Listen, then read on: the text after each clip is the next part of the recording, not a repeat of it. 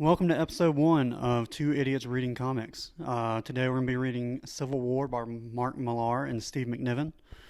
Don't forget to subscribe to the podcast, subscribe to the YouTube channel, click the notification bell, whatever the fuck they're doing nowadays. Follow our Instagram, Twitter, you know what to do. And here we go.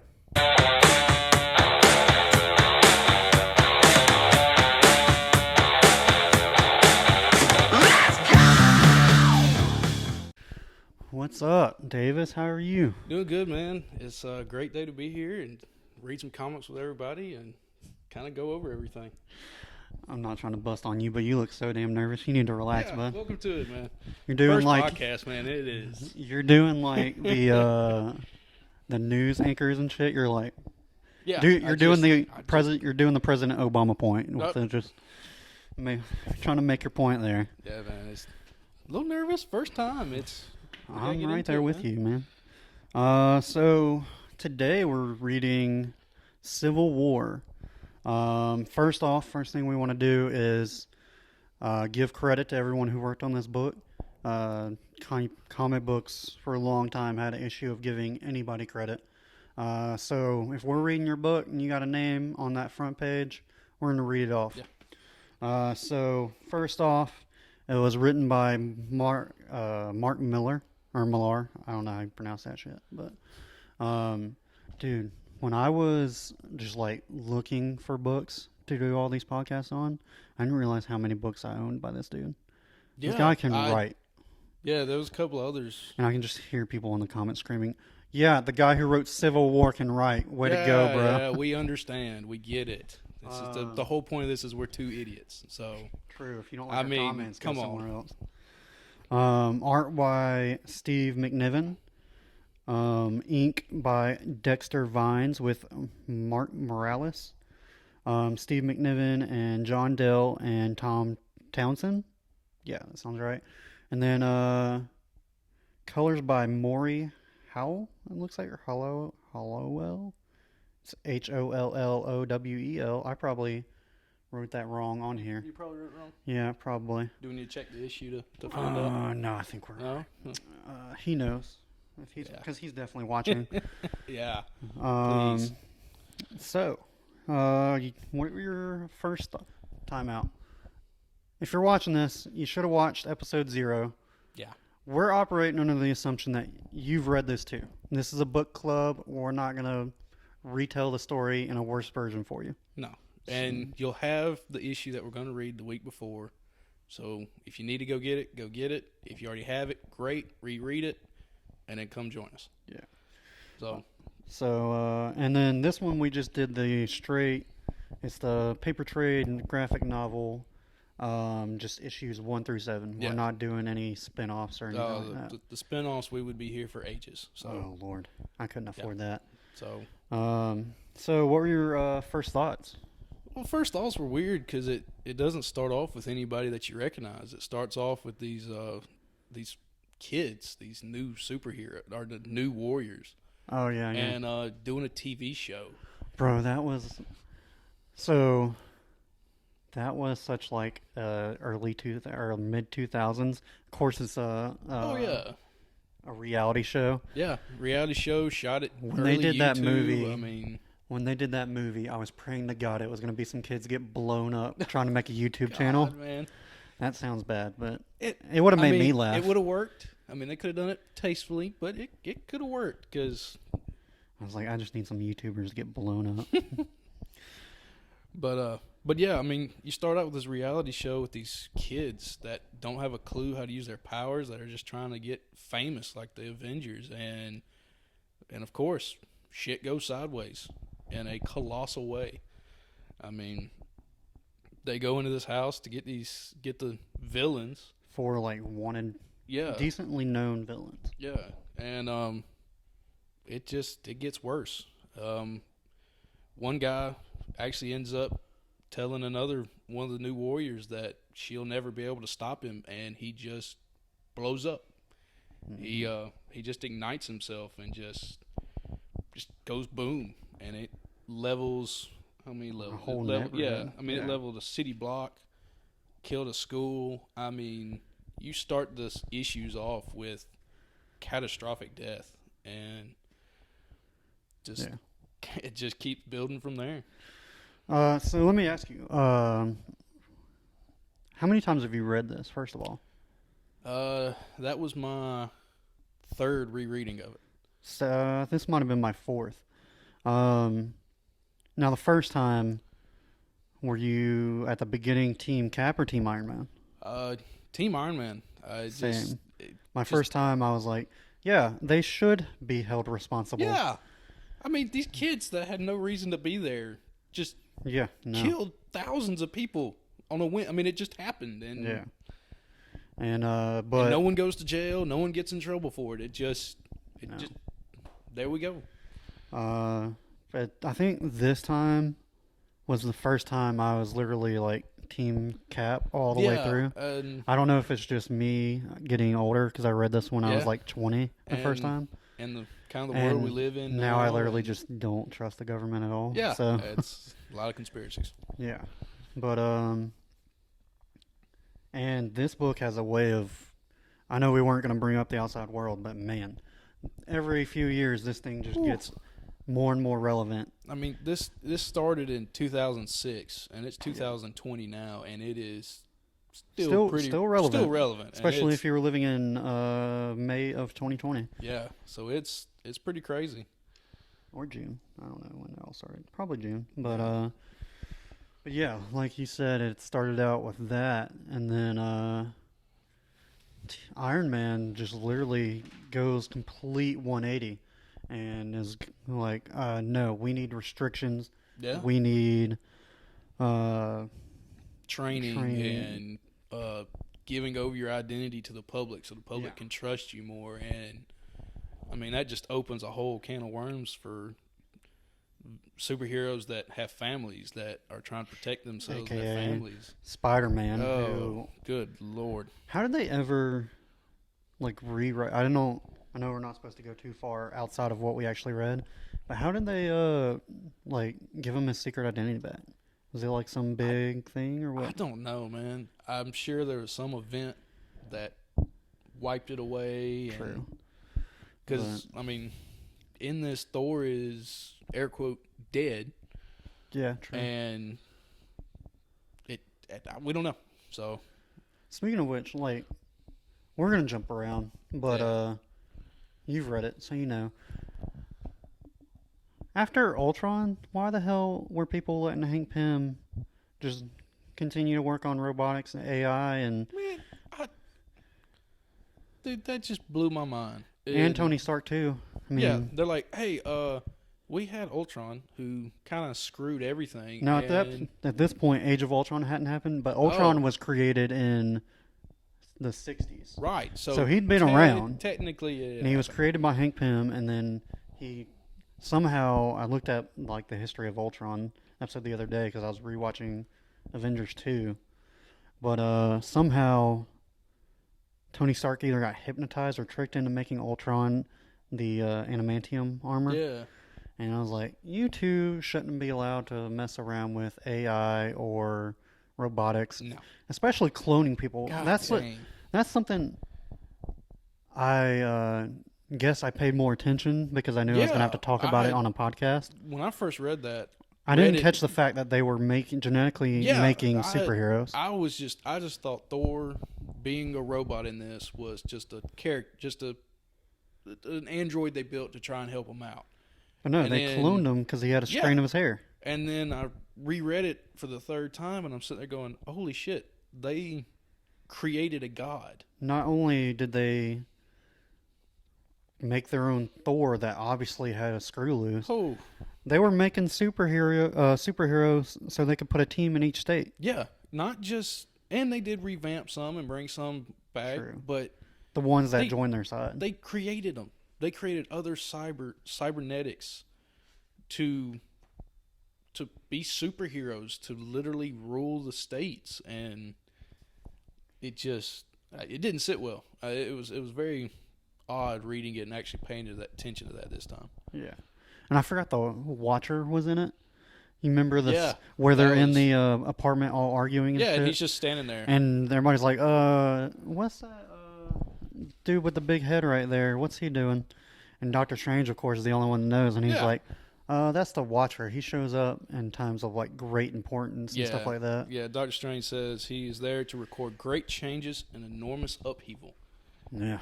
And Oof. I mean, oh God, was that foreshadowing for the story? Um, So but in that same scene, I mean, all these superheroes. I mean, everybody, X Men, Fantastic Four, everybody and of the universe. they did a good job of like evening out the teams too. Yeah, they did. Like I did enjoy that. they set the X Men aside because they were like, obviously they'd be too powerful.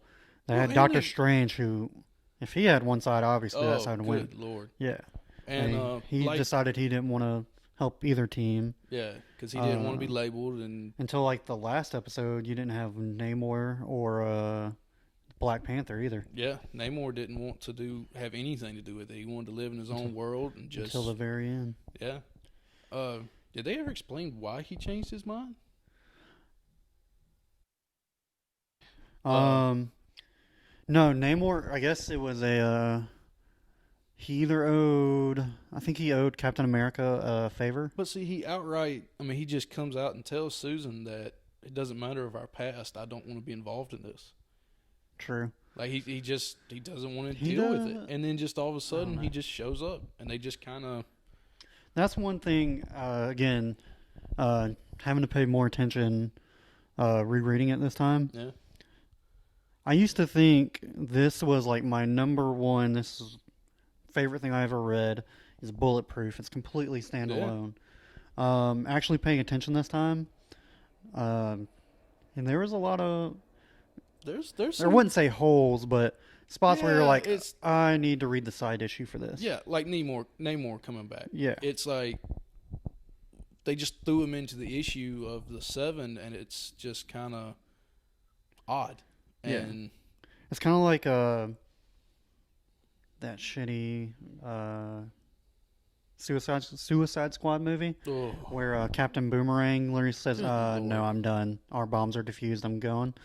And then they have a little heartwarming moment in the bar, and then literally 2 seconds later, they're doing like their cool walk away in slow motion and shit. no, And then Jai Courtney just comes walking back in. That's it. No explanation. He's just Yeah. back on the team. like I'm here. Like you literally just abandoned us like 5 minutes ago. Yeah, I just so there's some holes in it, but overall, I mean, it kind of recreated the universe that is now there for comic books, and Yeah. it's a good issue. It's a good Yeah. series. It's I a mean, good it graphic is. novel. It's I great. mean, yeah, it's like one of the. Yeah, It's still in my top 5, but yeah.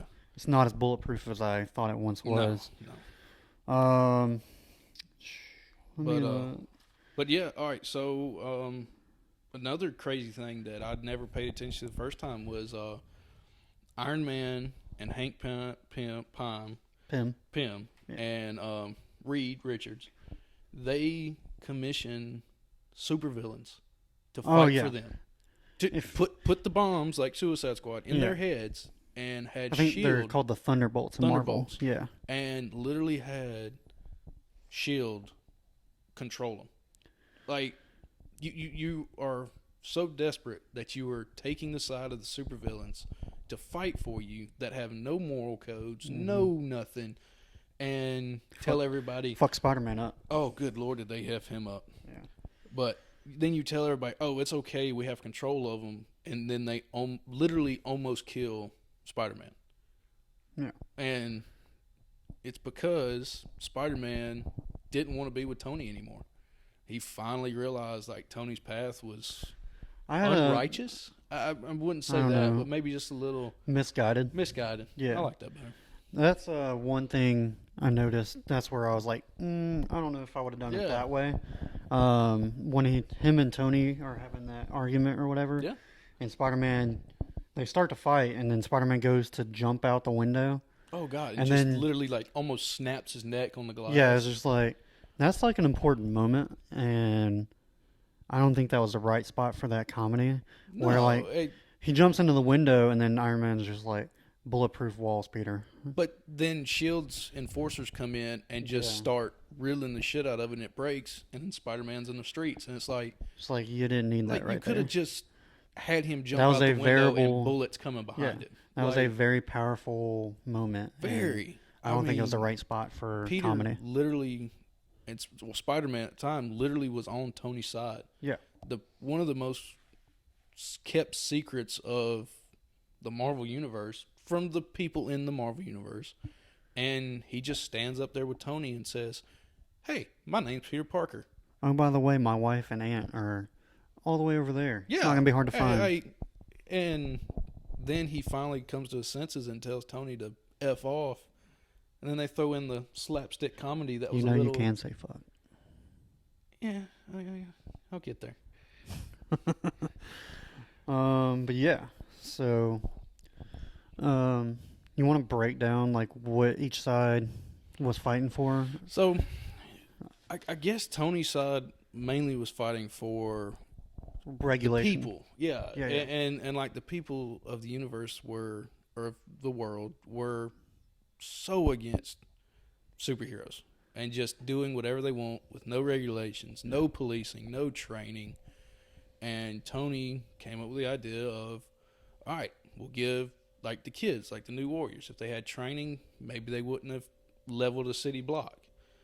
But he took it too far. But either way, he wanted regulations, and then he wanted to have a team in all 50 states Yeah. that would be like that state's protectors, like a police force, or and they would only be state allowed. troopers. They'd only be allowed to go where the government told them. Right, And that's what that Captain guy, America was starkly Yeah. against. I don't And know of if course. starchly is a word, but And then very Captain much America against. is a very, he's I think he says America, he's freedom. He is yeah. the I think he whatever. literally says the line. I think in the movie it's like the best hands are still our own order, but in this one he flat out says he's like, what if the government just points you at someone they want taken out, yeah, even though you don't think it's the right thing to do. And that was very that got me. And that's because where it's I was like, yeah, I completely agree. You Yeah. obviously can't trust the government nowadays. no, but Tony's side, he has great ideas and great points to it, but Yeah. creating a cybernetic Thor that literally comes in, has the powers of a god, and blows a hole through Giant Man. Giant I think Man. It's not Giant Man. It's or just Giant. It's not Ant Man. None of that.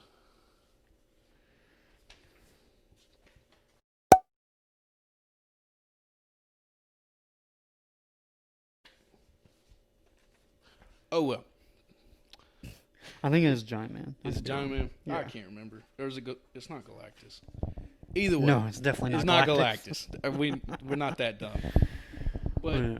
either way, he comes in and it's the first fight between the two teams, and Thinking, then he just think airport scene from the movie, yeah. but with way more people. And then this Thor just comes in and just Had you heard lays of him out. Hercules before this?